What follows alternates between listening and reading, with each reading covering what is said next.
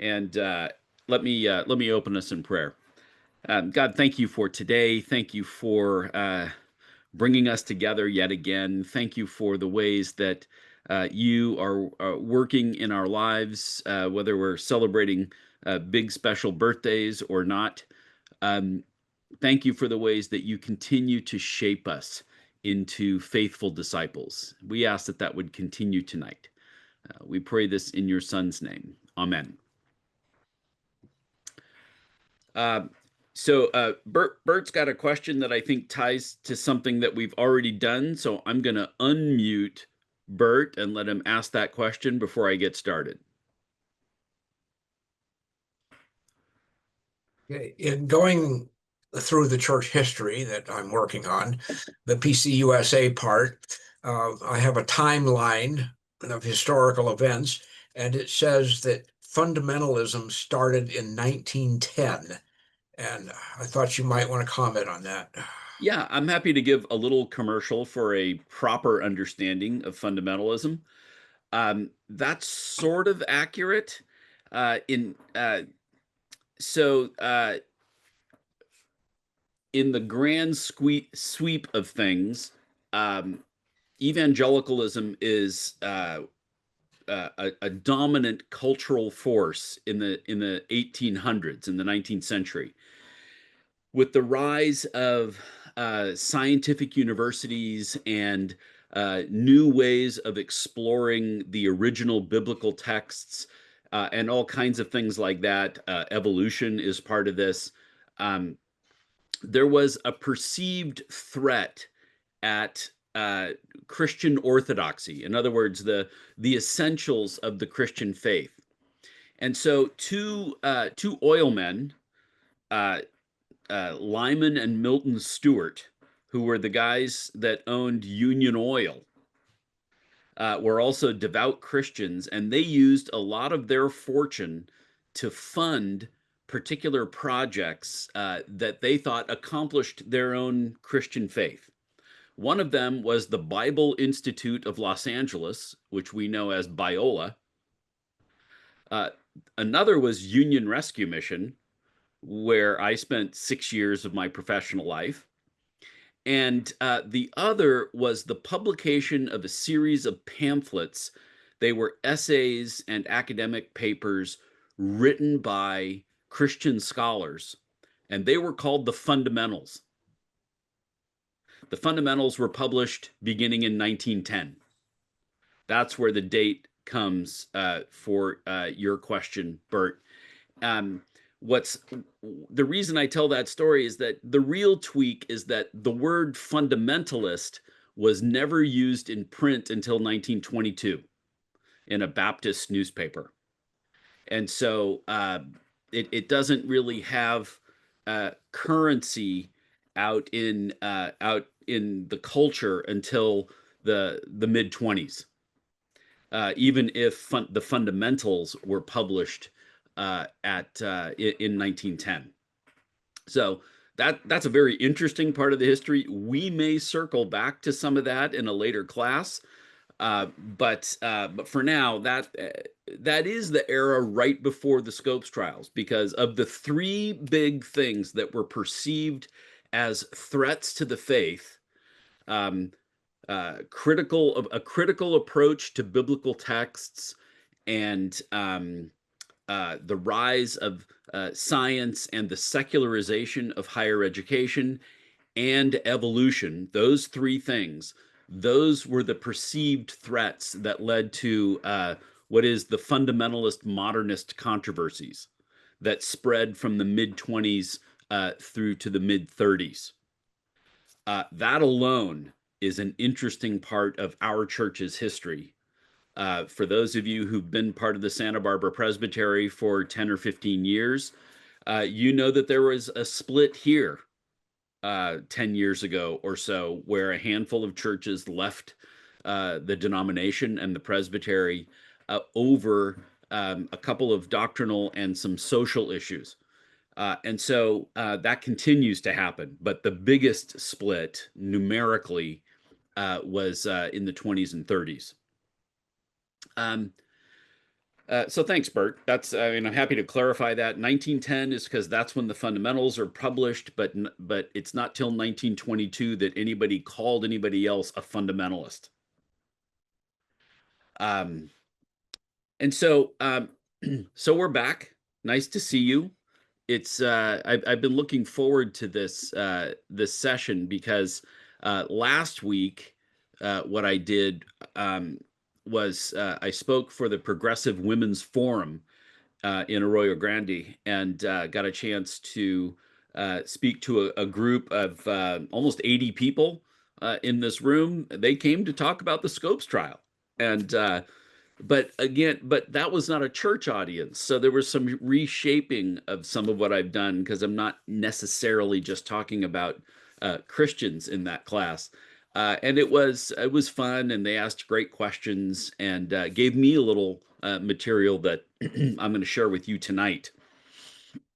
And so, but it's been a while since we've been together, and so I'm just going to rehearse a little bit of the things that we've been saying at the beginning.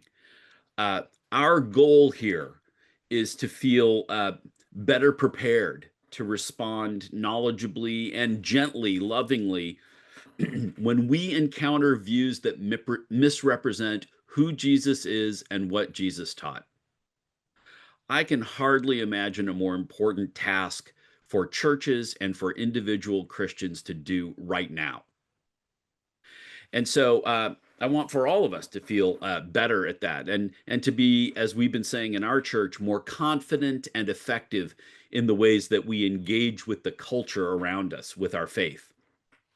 And so I think that's important because there are big issues in our culture where people are looking to the Bible for answers, and sometimes that's the right place to look. And sometimes, if you'll forgive me repeating a joke from a couple weeks ago, sometimes they're looking for love in all the wrong places.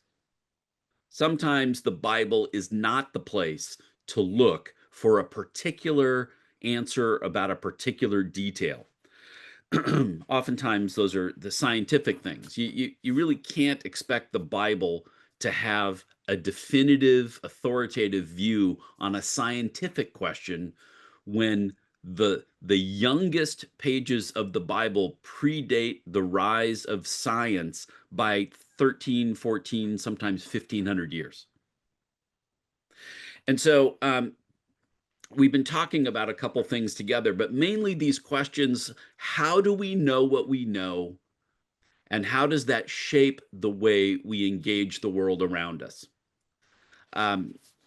Just in my response to Bert's question earlier, American culture really was at its height of influence by Christianity in the 19th century, in the 1800s.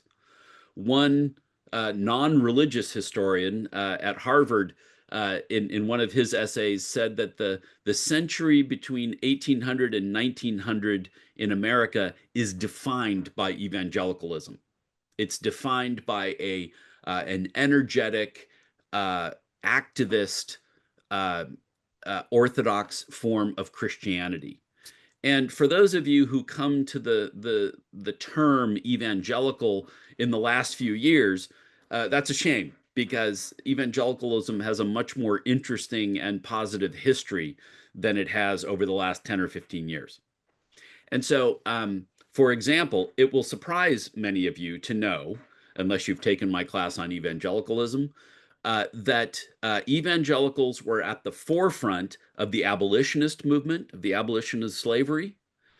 They were at the forefront of generating social service organizations for the poor. There were evangelicals leading the campaign to get women the vote, and evangelicals were at the forefront of the prohibitionist movement. I like to say that evangelicals batted 3 for 4 in the 19th and early 20th centuries. So evangelicalism is a pretty important cultural force, and it felt like it was, to evangelicals, it felt like it was slipping away as colleges stopped teaching theology in their curriculum, and as people started to understand human origins using evolutionary theories, and in particular, in some places, including in our own Presbyterian denomination, the idea of what's called higher criticism.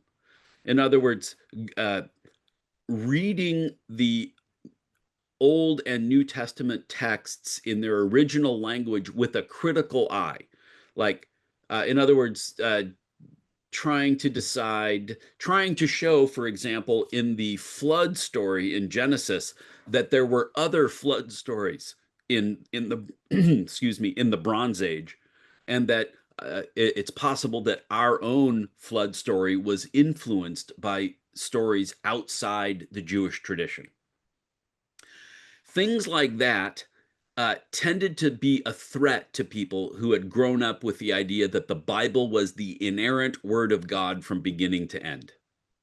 And so all of these things end up being huge cultural, perceived as huge cultural threats to Christianity. And so there was a lot of, in the first decades of the 20th century, a lot of defense of the Bible. To tell you the truth, that defense of the Bible has continued on through most of the 20th century. There was a major debate at Fuller Seminary, where I went in the 70s, so about 15 years before I got there, a major debate called the Battle for the Bible.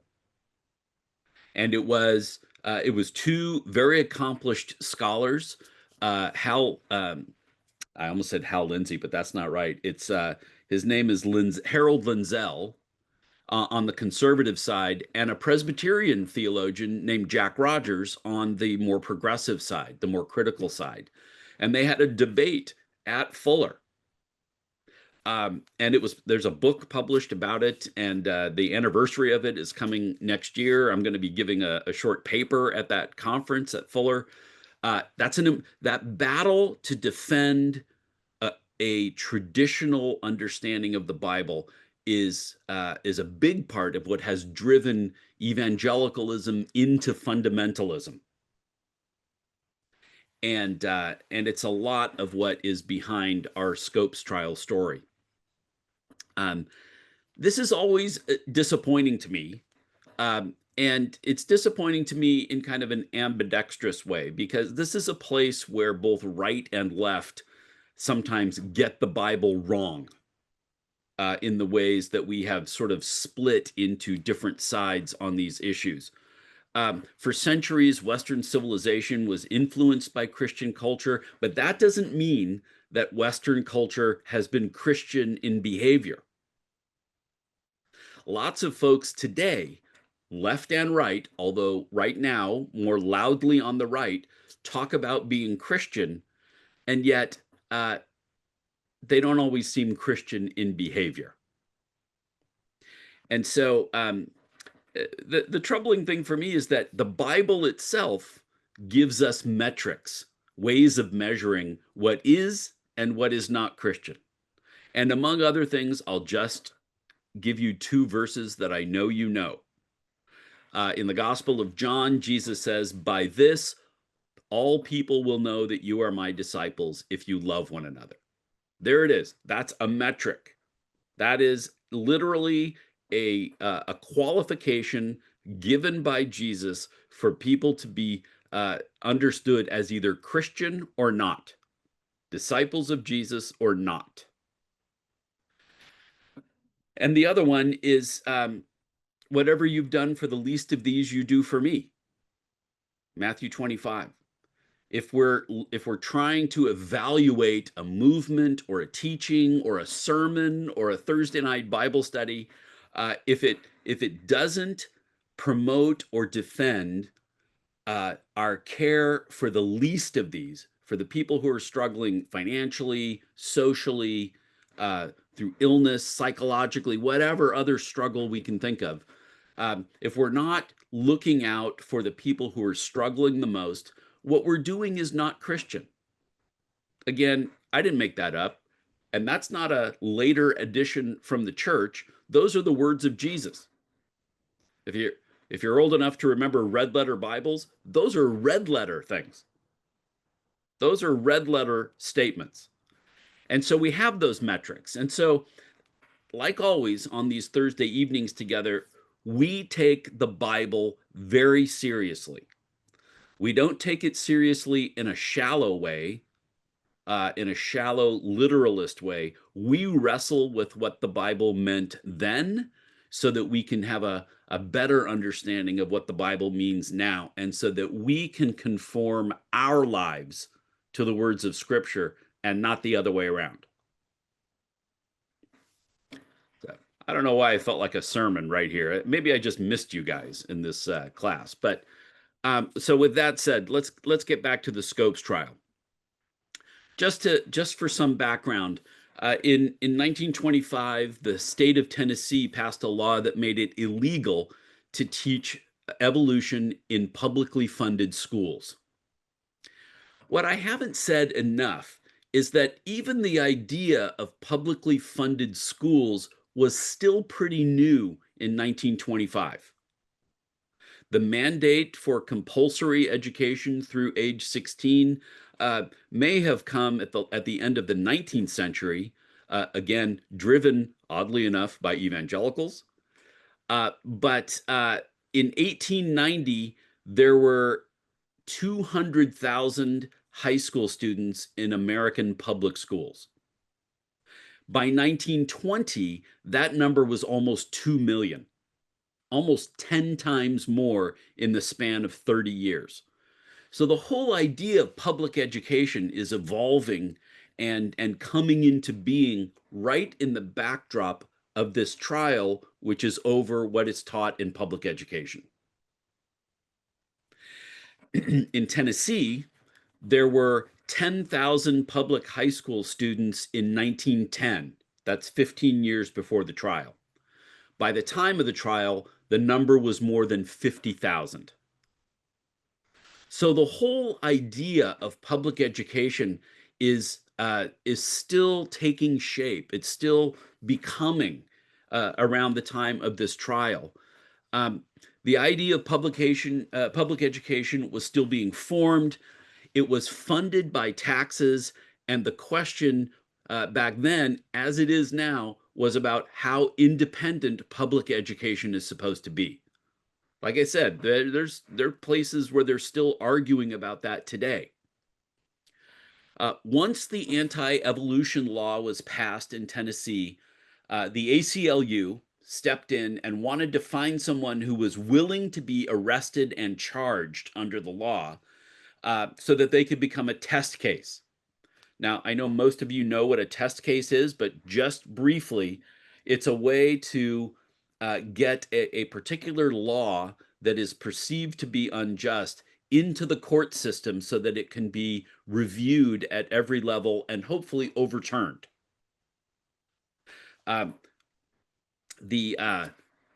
Sometimes school segregation laws were taken to court and ultimately worked their way through the court. For those of you who know the Loving decision, which has the greatest name ever, it was a lawsuit filed by a white man who married a black woman in the South. And their marriage was annulled in local courts because it was against local law. And they took that court case all the way through state appeals and circuit appeals, all the way to the US Supreme Court, where the Loving decision basically said that anyone who wants to marry anyone can get married. At that point, any man or woman who wanted to get married could be married. And so that's what the test case was. That's what they were hoping to accomplish here. We can get into what actually happened with that test case later. But John Scopes was a high school science and gym teacher. I had a few of those in high school, guys that taught science and gym. They were rarely good at either one of them. John Scopes was a young guy, still in his early 20s. He'd gone to college. He had a teaching degree. He seems like a guy who got into teaching because it seemed like it would be an easy job to have. Both my parents spent their careers as teachers. They can name people through the decades of their teaching who they know got into teaching for that reason. Scopes volunteered to be arrested and to become the test case for the anti-evolution law. The case, as it was presented in court, became a battle between the powers of secularism, led by Clarence Darrow, against the defenders of a literal reading of the Bible, represented by William Jennings Bryan. Now, I did introduce those two guys, but I'm just going to say a couple things about them again. William Jennings Bryan was a career politician and lawyer. He was a campaigner for all kinds of very progressive issues. William Jennings Bryan was a champion of labor unions, of the 8-hour workday, of women getting the vote, and he was an anti-imperialist. He argued publicly against the U.S. taking the Philippines as a colony after the Spanish-American War. And like I said, he was a prominent politician. He was the Secretary of State under Woodrow Wilson. And when Woodrow Wilson put the U.S. into the First World War, Bryan resigned over that. So this is a guy who was a champion of pretty much every left-wing populist cause that there was in the late 19th and early 20th centuries. But he was also a very committed Christian. He was a Presbyterian elder, if I never said that before. Bryan was the one initiating these anti-evolution laws because he thought that they were a threat to human society. He thought that a society that was built on the idea of the survival of the fittest could never be a loving, generous, communal society. In other words, and I don't know that Bryan would have put it this way, but I don't think he would disagree, Bryan's fear of evolution came from his understanding of Jesus' command to love our neighbor. He didn't think it was possible for a society to practice love of neighbor if it was driven by the survival of the fittest. He saw those as incompatible. So on the other side, you have Clarence Darrow, who was a famous attorney. He had defended two wealthy murderers in Chicago, gotten them off on pleas of diminished sanity. But he also, during his career, had been pro-labor. He defended the men arrested in the Pullman railway strikes. He was pro-labor, pro-women getting the vote. And he was also, only reason I mentioned the Philippines before is that Darrow was also in a society that was meant to pressure the U.S. not to take the Philippines as a colony after the Spanish-American War. What's interesting to me, and I've said before that William Jennings Bryan ran for president 3 times, 1898, do I have these years right? 1900, 1904, 1908, something like that. Anyway, he lost all 3 times. And I have no way of proving this, but it's conceivable to me that Clarence Darrow would have voted for William Jennings Bryan for president during at least one of those elections. That's how close in agreement they were on all of the popular left-wing progressive issues of the day, except one. And that was about the teaching of evolution in public schools. For the two of them, the difference was in where they saw their source of truth, how they answered the "how do we know what we know" question. And for Darrow, it was a secular approach to science. Darrow would have believed, as many people believed in the first half of the 20th century, that science could answer every question. Scientists in the second half of the 20th century have largely shifted from that and said that there are some things that science cannot prove. But in the first part of the 20th century, secular Americans believed that science could solve every problem and answer every question. For Brian, his source of authority, his source of truth, was the plain meaning of the words of the Bible. And ultimately, that's what becomes the focus of the trial. But what made the trial significant, why we're talking about it 100 years later, right now, is that is how it was seen around the country and around the world. And that's where the press comes in. The media coverage of the Scopes trial turned it into a war between science and faith. And it was that partly, but it also exposed a wider conflict between popular culture and intellectual life. It exposed a conflict between common knowledge and expert knowledge. And just an easier way to say that is it exposed the way that folks with a basic education are suspicious of people with expert education. And so it's and if you're getting ahead of me here, you know we're going to talk about the last 5 years on this too. But because that's definitely an argument that we're still experiencing. The COVID pandemic showed us that some Americans, whether they have religious faith or not, some Americans were suspicious at what doctors and experts and scientists were saying about how to stay safe and protect each other. Will any of us ever forget the arguments over masks and social distancing? Not all of that was driven by people who claimed some sort of faith, any kind of religious faith. Some people were just suspicious of people who were experts.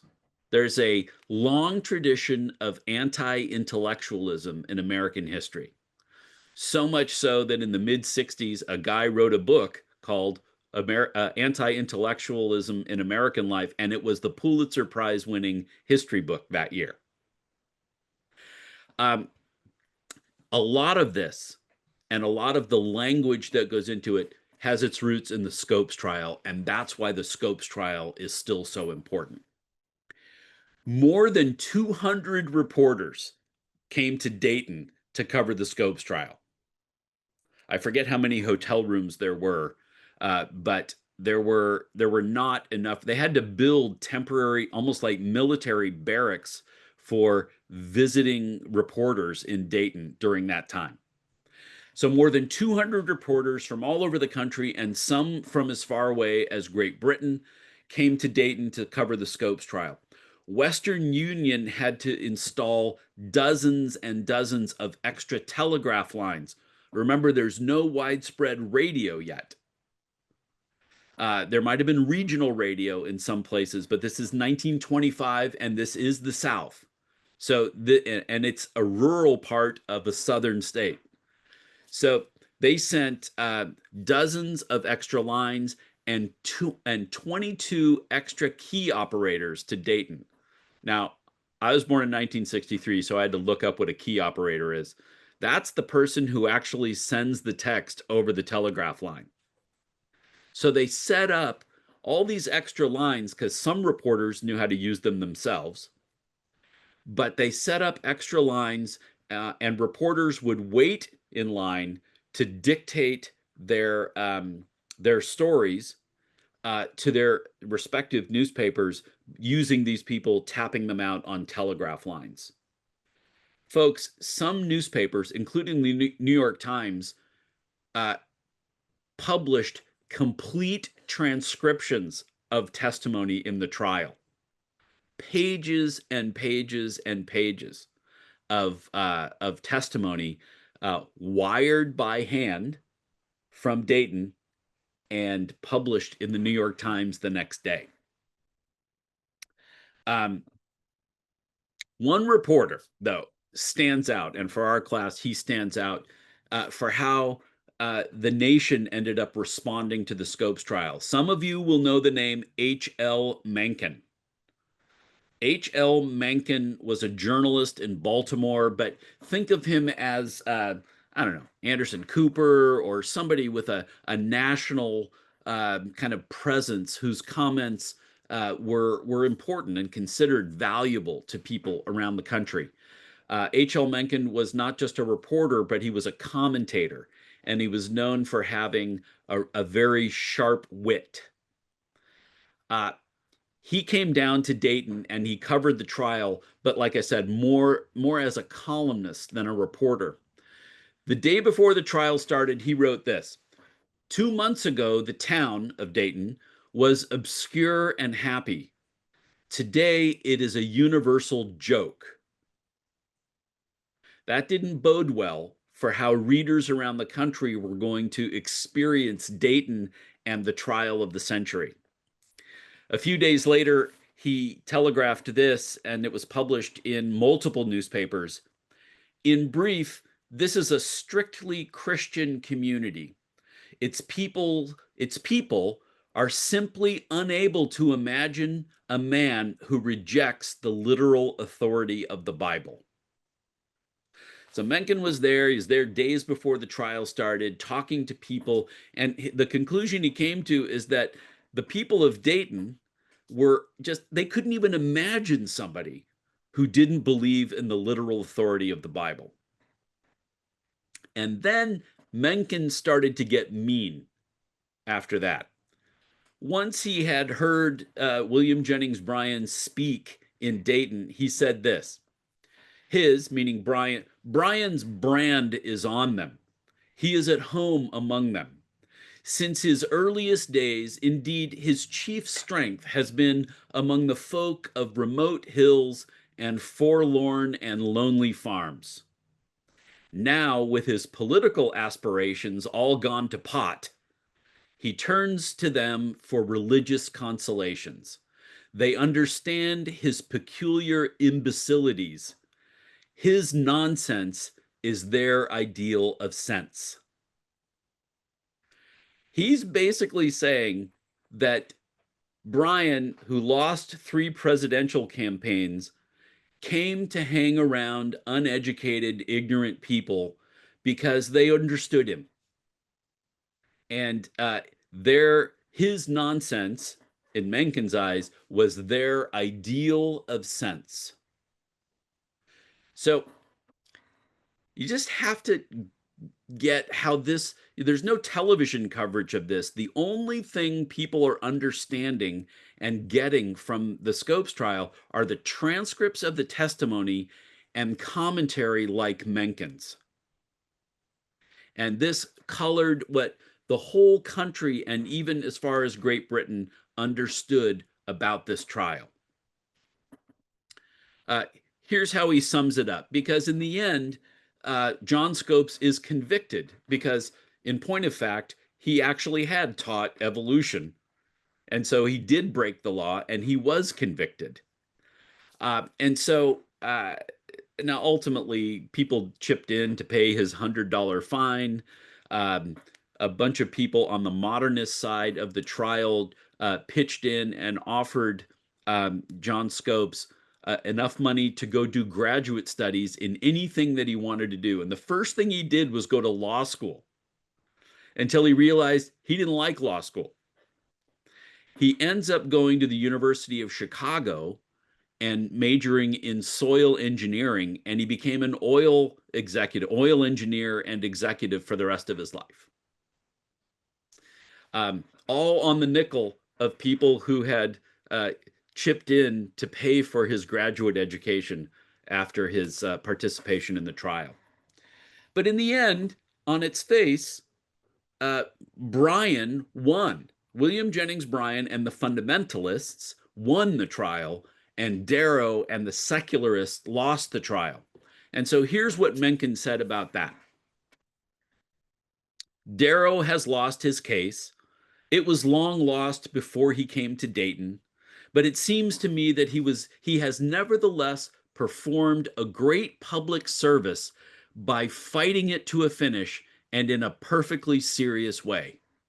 It serves notice on the country that Neanderthal man is organizing in these forlorn backwaters of the land, led by a fanatic, rid of sense and devoid of conscience. Tennessee now sees its courts converted into camp meetings. Those are religious gatherings. And its Bill of Rights mocked by its sworn officers of the law. There are other states that had better look to their arsenals before the Hun is at their gates. There is so much in this paragraph. He acknowledges that the case was always going to be lost, but that Darrow came out to expose the how useless it is to try and pass a law against somebody learning science. But then he goes on. He says that it serves notice on the country that the Neanderthals are organizing in these backwaters, led by a fanatic, rid of sense and devoid of conscience. That is a gross misrepresentation of Bryan and the rest of the fundamentalists in 1925. But it's how the rest of the country came to perceive the trial. And so, and then that last line, there are other states that had better look to their arsenals. In other words, better arm themselves before the Hun is at their gates. That's a terrible thing to say 7 years after the end of World War I, because the Hun were the Germans.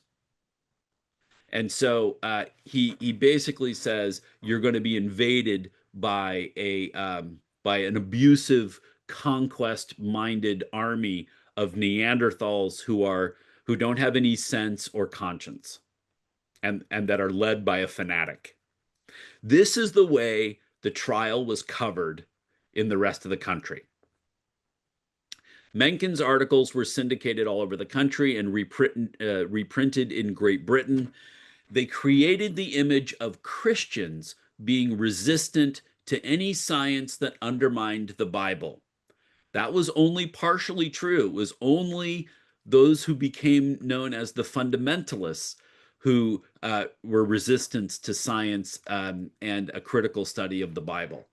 But the news coverage also created the image of average people being uneducated and driven by fear and hatred more than protecting their own communities. I mean, if we're going to really look at the history, you got to be a little bit sympathetic to both sides. And so, because those impressions still linger on, Mencken's lines, they are not the fundamentalist talk. Mencken's vicious, bitter, angry writing, those were not the fundamentalists talking. That was the progressive liberal response to Christians wanting to have some control over what was taught to their kids in public schools.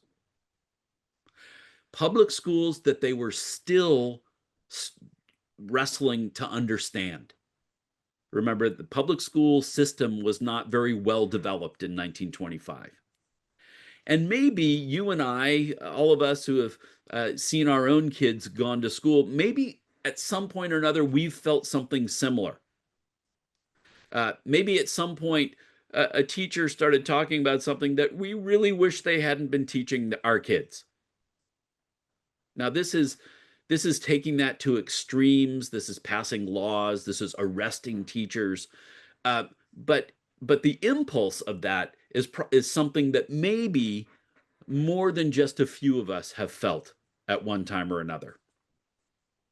And remember, the fanatic that Mencken is talking about in his articles was a champion of every major liberal cause in his lifetime: labor rights, votes for women, keeping corporations under government regulation, and keeping America from trying to establish a colonial presence outside its borders.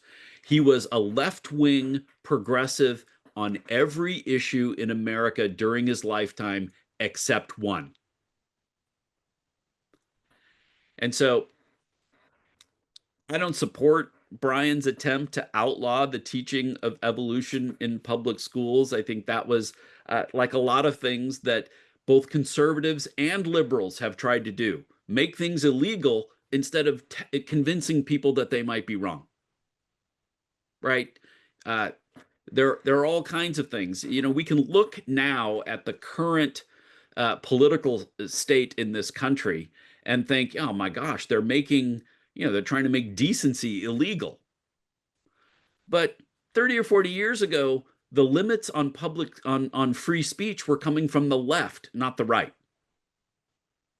And so everybody has this impulse to try and use the legal system to limit somebody else's behavior instead of allowing for the free exchange and even debate of ideas in the public sphere. So I think it was foolish and lazy to use the legal system to try and control society instead of using Christian principles like love of neighbor and care for the oppressed to tell the world who Christians were. I don't support the attempts by parents to limit the teaching of the history of slavery or the slaughtering of Native Americans. Those things are true, and kids are better if they know them in schools. But, like a couple of folks have expressed here early on in our time together, I'm not really on board with starting sex education in early elementary ed, not without parental consent and participation. I'm not sure that serves kids best. And maybe for the small number of kids who need that extra guidance at such an early age, maybe we provide it along other special forms of education that we offer in schools. That alone, what I just said, would start an argument in some of my lefty circles. But that's not my point. The point is that the perception continues that people who are trying to be faithful Christians are somehow resistant to science and freedom and pluralism. That's not fair, and it's not completely true. Behind all the loud voices shouting cruelties and hatreds in God's name, behind them are an awful lot of people who are Christians without being stupid or hateful or ignorant. I'm one. Many of you are like that. And even though the Scopes trial looked like a battle between Christian faith and science, it was actually more than that, because a lot of Americans, Christian or not, still resist the role that science plays in our everyday lives. That is the source of so many progressive, liberal, yuppie families refusing to vaccinate their kids. In Marin County in 2011, they had some of the lowest vaccination rates of children in California, and then they saw an outbreak of measles, and that changed everything. Now Marin County has a 99% vaccination rate. It was a costly lesson, but they're learning the same lesson in Texas right now, where vaccines have become optional. And as of April in West Texas, there were 650 recorded cases of measles, resulting in at least the deaths of 2 children. That's this year, 2025. And by the way, in Marin County, only 37%, I looked it up, 37% of the citizens, the residents of Marin County, go to churches of any faith, from Christian to Baha'i. In case you were wondering, this was not a fundamentalist Christian movement in Marin. It was actually the opposite end of the spectrum. For people who aren't involved in a faith tradition, the Scopes trial still sometimes shapes the conversation, but it doesn't have to. And that's what we're going to get into in the next coming weeks. So let me open this up for some discussion and questions, and we can jump in. Who'd I poke at tonight? Okay, Larry, I'm going to choose a scientist first. I just want to follow up on what you just said. You said about the measles. They are now learning the same lesson as the Marin County did in Texas. Are they really learning it? No. Vaccination rates from the last story that I looked at, and of course I'm limited to what I can access from local newspapers and coverage, vaccination rates in Texas continue to decrease. Wow. And Florida, Mississippi, Tennessee, Alabama, Um, so that So there's a inherent resistance even when they have evidence right in their face.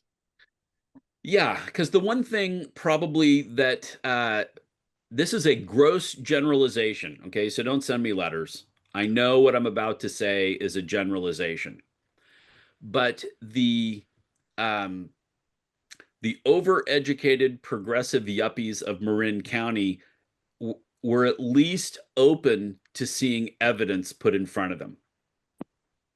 That was not the case in the more reactionary regions of the country where evidence is just dismissed as fake news. Wow. So, uh, who else has a question? Is this poking at you? Is this resonating with you? Are you understanding why we're looking at this 100-year-old trial now? Yes. Margot, please. So I have a question. I understood it correctly. You said that Brian felt like evolution, the survival of the fittest, ran counter to the concept of, or was in conflict with the concept of loving your neighbor. Yep. It seems to me we live in a time now where evolution is looked on as something of learning and becoming higher and broader minded um, and and so it would support this more a more global or cosmic idea of who your neighbor is. Why did they think that? I mean, did they see it just as bestiality? That it was They saw it. So in this, so your English major pastor is now going to explain an overview. It's probably better that I do it than a scientist does it because we'll be here all night. But in the Darwinist view of evolution, within a certain species, environmental conditions will make it so that some of those species survive and reproduce and others don't. And so, for example, if for some reason there's a flood and all of the low foliage on trees is wiped out, only the longer-necked versions of a particular species will survive and mate and reproduce, meaning that the tall gene will get passed on and the shorter one will go out. And that over time, over long spans of time, that those will continue to reproduce and the species will change, the species will evolve. And so what Brian and a lot of early fundamentalists, they misunderstood physical Darwinism with social Darwinism. And social Darwinism does actually teach the survival of the fittest, that it's, if maybe you've all heard or said it's a dog eat dog world out there. This is the idea that you can't help someone else because that will diminish your own take of the spoils. So in other words, in Darwinism, there is no altruism. Altruism meaning doing something sacrificial for somebody else. And Brian believed that if that were not just the physical reality, but the social reality, that Christian society would be doomed. Here's the thing, folks. He's not 100% wrong on that. He's not 100% wrong that that societal Darwinism, social Darwinism, is bad for the weak, is bad for the poor, is bad for the marginalized, is bad. Stop me if you've heard all those words before, because those are the ones we say we defend as Christians. And so social Darwinism was perceived as a real threat to what early 20th century evangelicals saw as Christian society. And you might try not to see that through the lens of modern evangelicalism. The evangelicalism of the early 20th century, the evangelicals of the early 20th century, they had built schools and hospitals and service providers for the poor in urban areas. They had reached out to Native Americans. They had planted schools for freed slaves. These are people who had spent 120 years putting their money where their mouth was and where their faith was, and they saw Darwinism as a threat to that. Yeah, Steve. I'm going to be a little heretical here as far as Darwin. What hit me one day at Fresno State in the middle of a lecture was that there's a difference between what he called it, survival of the fittest, and what he described. What he described was the most flexible people in a new environment would survive. So I started calling it the survival of the flexible. Yeah. Well, that's more benign. That's more benign than, but that's more benign than Darwin wrote it. Yeah. Yeah. That's part of the problem, because there was a different view of evolution that was competing with Darwinism, that was around a guy named Lamarck. And in Lamarck, he believed that if you kept stretching for something on a shelf that was too high, eventually you would stretch that your arm so much that if you reproduced, you would pass that trait on to your child. Now, remember, this is 100 years, 75 years before DNA was discovered. So, but a lot of people held to that sort of, but that was one that didn't require a winner and a loser. That was a form of evolution that didn't require a winner and a loser in the way that Darwinism does. Darwinism requires certain members of a species to not thrive in God's creation because of the way they were made. And these were threats to the ways that Christians understood creationism at the time.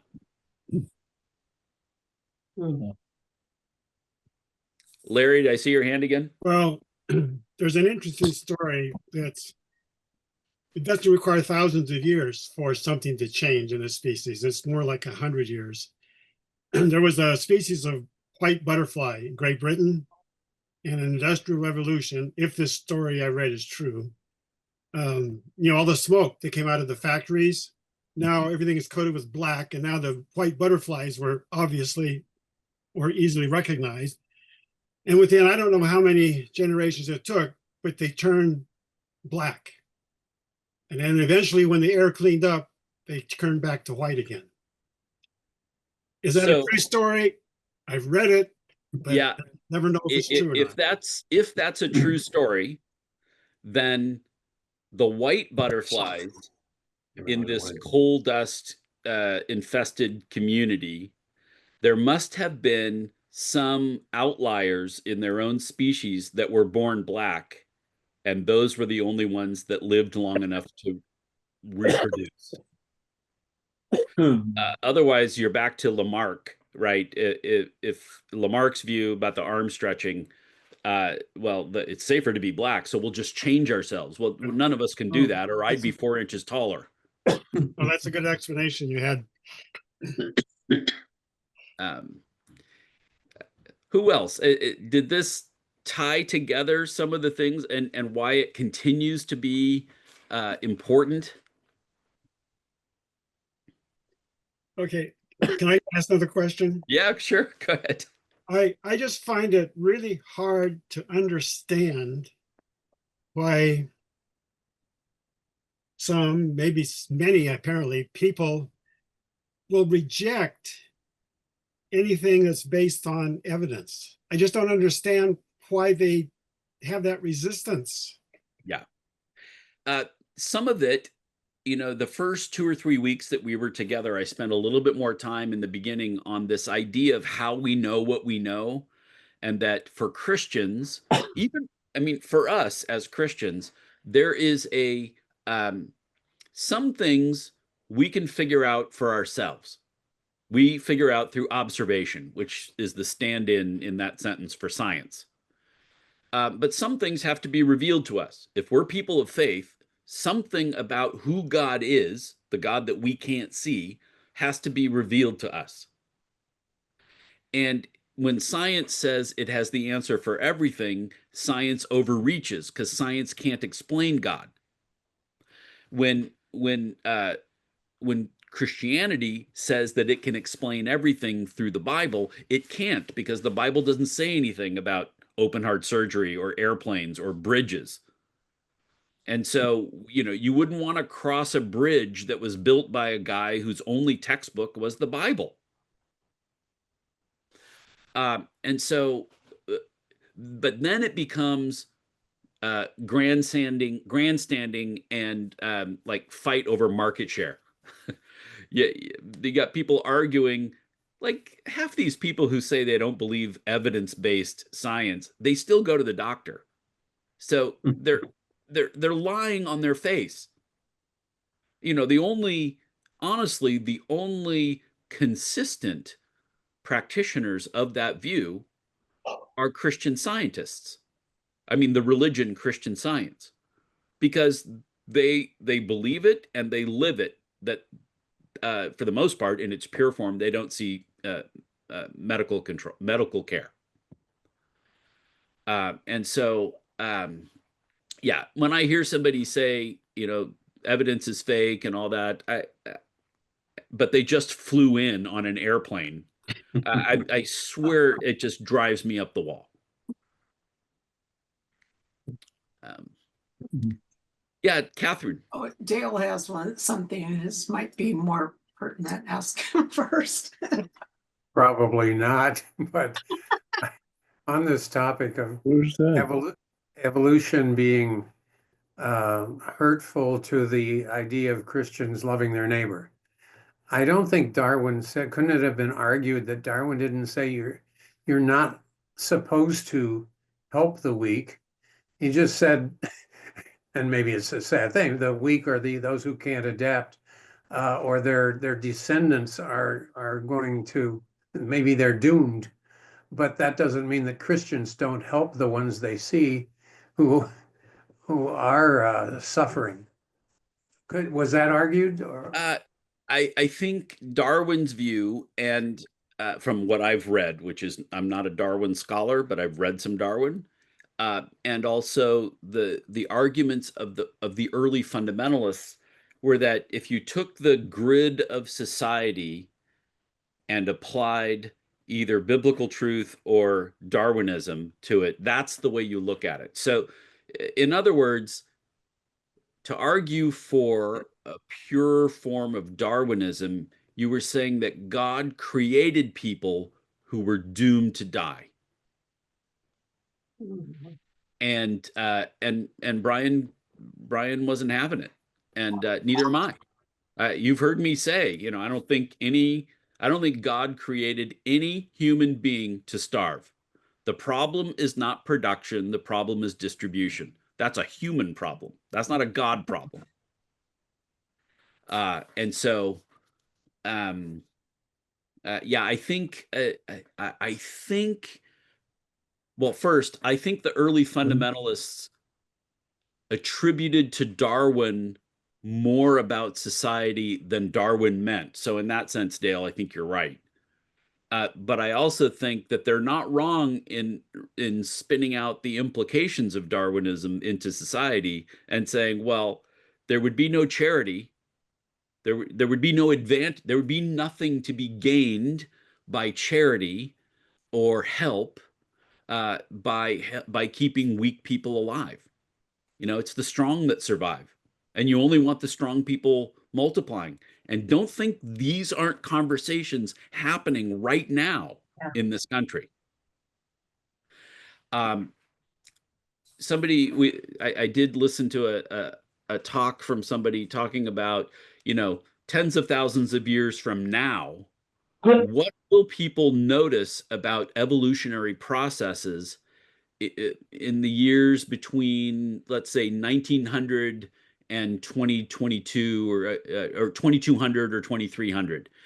And what they'll notice is that medical advances have slowed the rate of the survival of the fittest. Because I've got friends who have children who were disabled at birth who are still living lives, and that would not have happened in nature. So I think Brian's point is God created us in nature, and God created a benign world. Now, I think Brian probably never went out into the jungle very much, because you start talking about the rules of nature, and that is the strong eat the weak. But in their conception of divine creation, this idea of the strong eating the weak was, in terms of humans, was unacceptable. And so that's where that argument comes from. Kathy, one more and then we'll go. I've been watching Jeopardy since this class has started. Two questions have come up that had to do with this. And one of them, the answer was about the Scopes trial, religion versus what is creationism. That was one. Yeah. And the other one was, they were the last lines of books. And the last line of The Origin of the Species was the quote that they had there. And the answer was The Origin of the Species. And I thought that was really, I mean, I don't know if that would ever made any difference to me before. Yeah. But yeah. It's, so Darwin's book comes out in 1859. It makes a splash, but other scientists come on and pick, as happens, right? Somebody makes a big discovery, and then 50 other scientists take a small part of it and expand on it. And the reason Darwin is sort of not just a man of his time, but a man for all time, is that he created this idea that then other people have continued to develop. And but honestly, until the 50th anniversary of Darwin's book, which would have been 1909, in some places he was largely forgotten. There's a revival of Darwin on the 50th anniversary of the publication of the book, and oddly enough, that's what triggers Brian.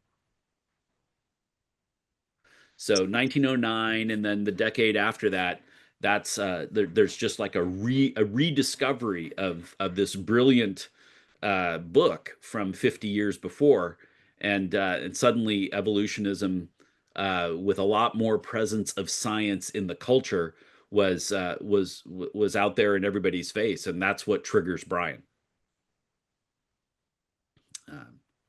Anyway, thanks, folks. It's as